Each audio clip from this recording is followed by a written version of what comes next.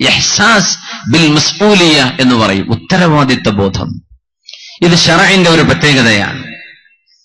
ഓരോരുത്തരും everyone is accountable, എല്ലാവരും ഉത്തരവാദിയാണ്. അതാണ് വിഷയം. അത് കല്യാണം കഴിഞ്ഞവർക്ക് ഉത്തരവാദിത്വമുണ്ട്, കല്യാണം കഴിയാത്തവർക്കുണ്ട്, മക്കളുള്ളവർക്കുണ്ട്, ഇല്ലാത്തവർക്കുണ്ട്. അവിടുന്ന് അങ്ങോട്ട് ഒരു രാജ്യത്തിന്റെ മറ്റു സംവിധാനങ്ങളിലൂടെയൊക്കെ ചിന്തിച്ചാൽ ഉത്തരവാദിത്വമുള്ള ആളുകൾക്കൊക്കെ നാളെ ചോദ്യമുണ്ട് എന്ന് പരിശുദ്ധ റസൂലുള്ളാഹി സ്വല്ലല്ലാഹു അലൈഹി വസല്ലം. ആ ഉത്തരവാദിത്വത്തിൽ ഏറ്റവും വലുത് ഒരു കുടുംബത്തിൻ്റെതാണ്.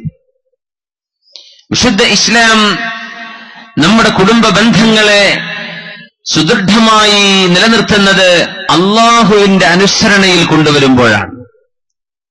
റബ്ബിനനുസരിക്കുന്ന ഒരു കുടുംബ ബന്ധം. അതുകൊണ്ട് അവിടുന്ന് പറഞ്ഞത്, റഹിമല്ലാഹു റജുലൻ ഖാമ മിനൽ ലൈലി ഫസല്ലാ, ഒരു ചെറുപ്പക്കാരന് അള്ളാഹു റഹ്മത്ത് ചെയ്യട്ടെ, ഖാമ മിനൽ ലൈൽ, അവൻ രാത്രി എഴുന്നേൽക്കുകയും, ഫസല്ലാ, അവൻ നിസ്കരിക്കുകയും ചെയ്തു, വഅയ്ഖള ഇംറഅതഹു, തന്റെ ഭാര്യയെ ഉണർത്തുകയും ചെയ്തു, ഫഇൻ അബത്, അവൾ എഴുന്നേൽക്കാൻ വിസമ്മതിച്ചു മടിച്ചു കിടക്കുമ്പോൾ, അവളുടെ മുഖത്ത് മെല്ലെ വെള്ളം തെളിച്ചു കൊടുക്കും അവൻ, ഒന്ന് എഴുന്നേൽക്കാൻ വേണ്ടി. അങ്ങനത്തെ ഒരു ചെറുപ്പക്കാരന്, അങ്ങനത്തെ ഒരു ഭർത്താവിന് അള്ളാഹു റഹ്മത്ത് ചെയ്യട്ടെ എന്ന് പരിശുദ്ധ റസൂലുള്ളാഹ് നബി തങ്ങൾ ദുആ ചെയ്തിരിക്കുകയാണ്. തങ്ങൾ ദുആ ചെയ്തിരിക്കുകയാണ്. അങ്ങനല്ലേ നമ്മളൊരു പരിപാടിക്ക് വരുമ്പോൾ ഒരു സയ്യിദ് ദുആ ഇറക്കുമ്പോ നമ്മളത് വല്ലാത്ത ബറക്കത്താണ്, അതൊരു സൗഭാഗ്യമാണ്. നമുക്ക് വേണ്ടിയൊക്കെ നിബിതങ്ങൾ ആദ്യമേ ദുആ ചെയ്തു കഴിഞ്ഞു. ആർക്ക്?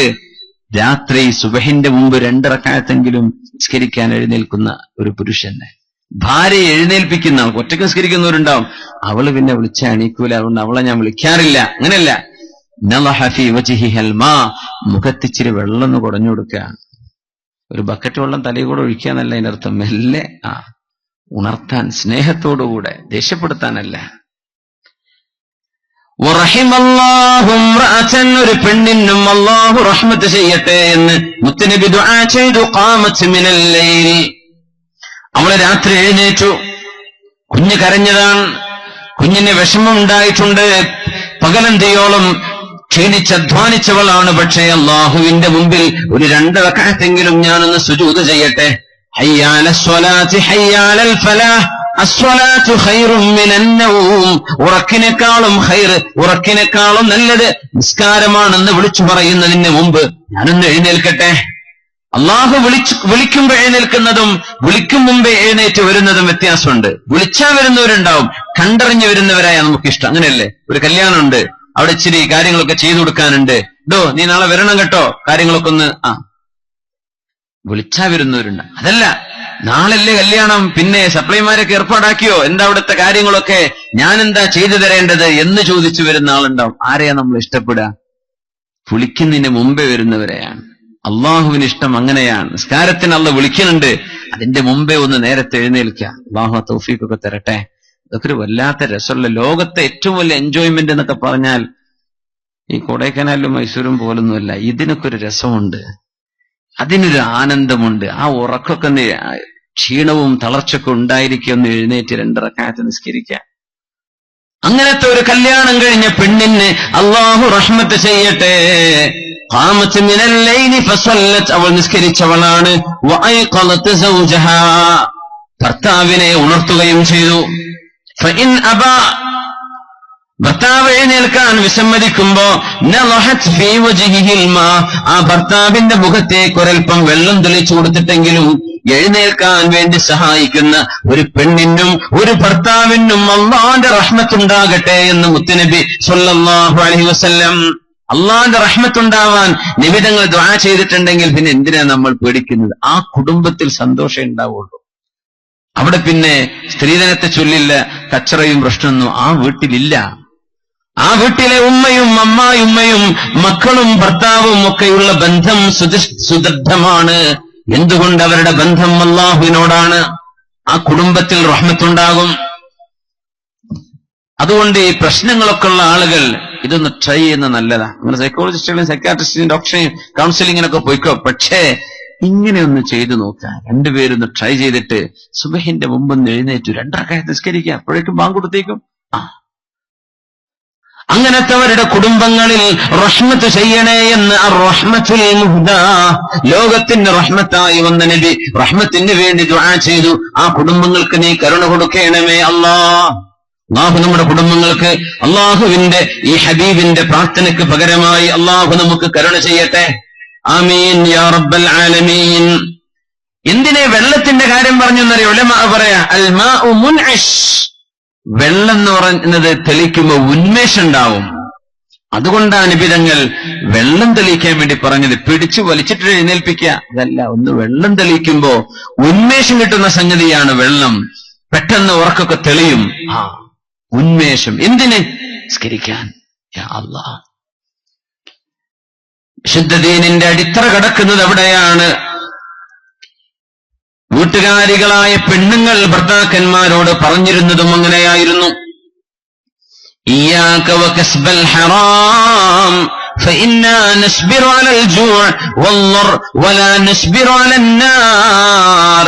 വീട്ടിൽ നിന്ന് ഇറങ്ങിപ്പോകുന്ന ഭർത്താവിന്, ജോലിക്ക് പോകുന്ന ഭർത്താവിനോട് അന്നത്തെ പെണ്ണുങ്ങൾ പറഞ്ഞിരുന്നത് ഇന്നത്തെ നമ്മളെ പെണ്ണുങ്ങൾ പറയുന്നത് പോലെയായിരുന്നോ?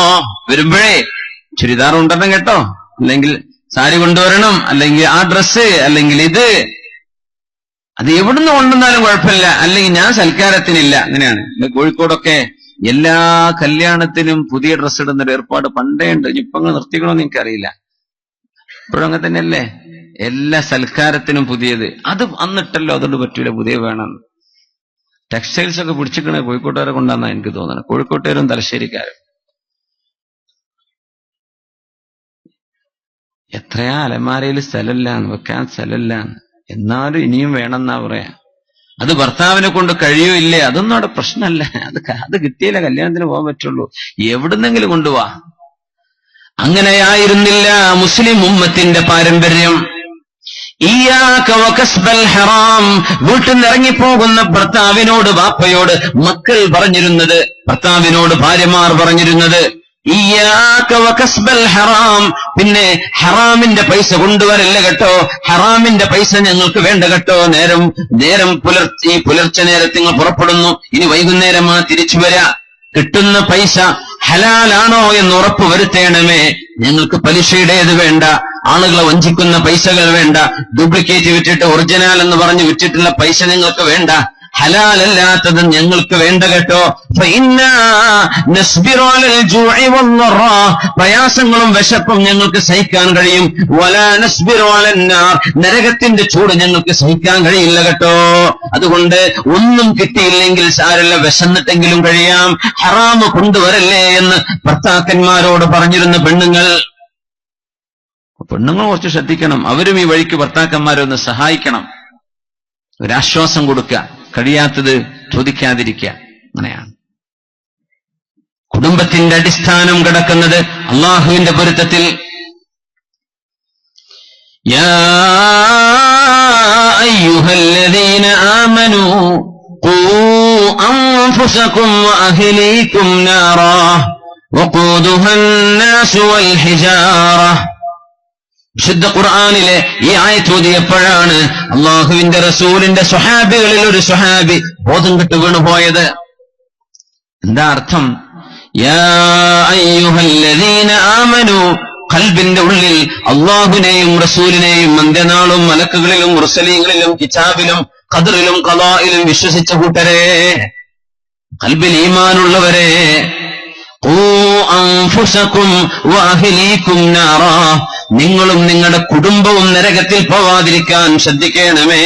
വഖൂദുഹൻ നാസു വൽ ഹിജാറ, നരകത്തിൽ കത്തിക്കപ്പെടുന്നത് മനുഷ്യരും കല്ലുകളുമാണ്. ബോധം കെട്ടു വീണുപോയി മുത്തുനിബിതങ്ങൾ. ആ ചെറുപ്പക്കാരന്റെ നെഞ്ചിലിങ്ങനെ കൈവച്ചപ്പോൾ ഹൃദയം പിടിക്കുന്നുണ്ട്. തങ്ങൾ പറഞ്ഞു, ഖുൽ ലാ ഇലാഹ ഇല്ലല്ലാഹ്, മോനെ ലാ ഇലാഹ ഇല്ലല്ലാഹ് എന്ന് ചൊല്ലിക്കോ. ഇത് ലോകത്തു നിന്നുള്ള യാത്രയാണ്, അവസാനത്തെ വിടവാങ്ങലാണ്. മോൻ കലിമ ചൊല്ലി പോയിക്കോ എന്ന് ചെറുപ്പക്കാരന് ചൊല്ലിക്കൊടുത്തു മുത്തുനബി സ്വല്ലല്ലാഹു അലൈഹി വസല്ലം. എപ്പോഴാണ് വീണതെന്നറിയോ? നിങ്ങളും കുടുംബവും നരകത്തെ സൂക്ഷിക്കണേ എന്ന് പറഞ്ഞു കൊടുത്തപ്പോ ഖൽബിലേക്ക് തട്ടിയപ്പോഴേ, യാ അല്ലാഹ്, ഇതൊരു വല്ലാത്ത ഉത്തരവാദിത്വല്ലേ? കല്യാണം കഴിച്ചിട്ട് കൊണ്ടുപോകുമ്പോഴേ ആ പെണ്ണിന്റെ ദീൻ ഭർത്താവിന്റെ കയ്യിൽ അള്ളാഹ് ഏൽപ്പിച്ചിരിക്കുകയാണ്. നീ അവൾക്ക് പഠിപ്പിച്ചു കൊടുക്കേണ്ടവളാണ്.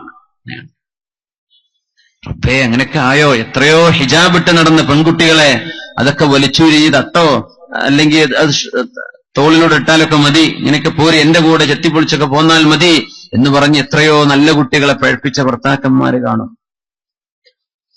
എത്രയോ അച്ചടക്കത്തിൽ ജീവിച്ച ഭർത്താക്കന്മാരെ പഴപ്പിച്ച പെണ്ണുങ്ങളും കാണും.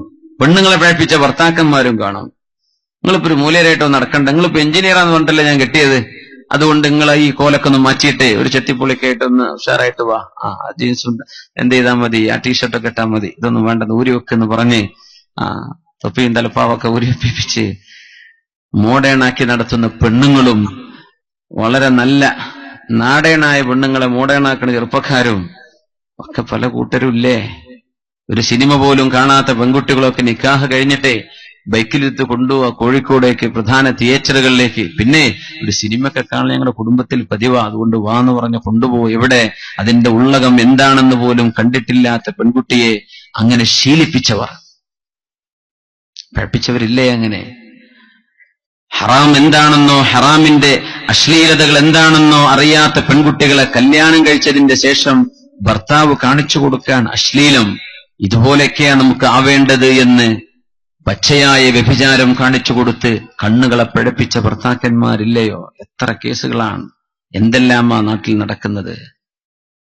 കുല്ലുക്കും റാഇൻ, നിങ്ങളൊക്കെ ഉത്തരവാദികളാണ്.